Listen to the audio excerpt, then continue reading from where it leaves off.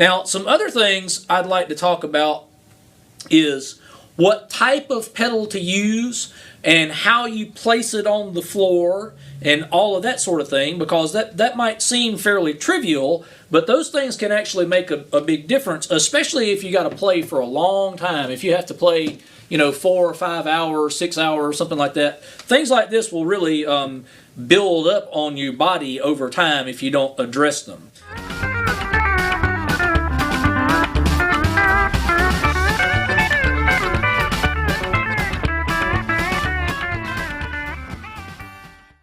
And the very first thing I'd like to talk about is the way I have the volume pedal sitting on the floor.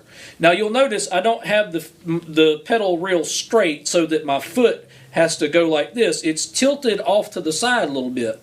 And so what I want to do there is I want to mirror the way I would naturally sit if I weren't playing the steel guitar, if I were just sitting down comfortably in a chair. And most people, when they do that, their toes kind of angle out a little bit. And so over here on our pedal foot, my toes angle off that direction. I set my volume pedal up so that my toes can angle off this direction, and that takes a lot of pressure out of my ankle. It's the natural, comfortable, ergonomic way to sit. So if you have a pedal that attaches to your pedal bar, if there is a way to angle it over a little bit, that will actually make for better playing mechanics. If you can't angle the pedal itself, maybe you can turn your foot and set your foot a little sideways on it. But you'll be able to tell when you feel the right spot where that pressure comes off your ankle from having your foot real straight. Now, another thing about what type of pedal to use, there's a lot of different options available nowadays, but one thing that I would like to encourage you to do is to use some sort of pedal that was actually designed for the pedal steel. There are several brands available, several different types of pedals.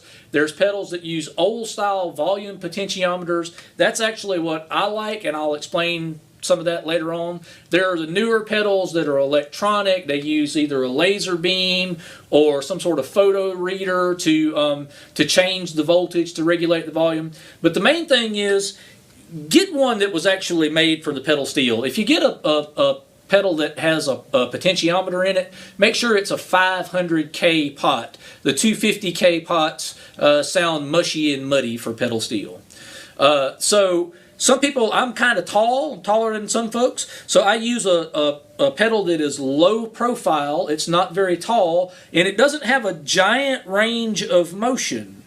So some pedals go from real steep to real flat. You might want to try to avoid that and find one that doesn't move that much, because as we discussed in previous segments, most of the time we don't move that much anyway.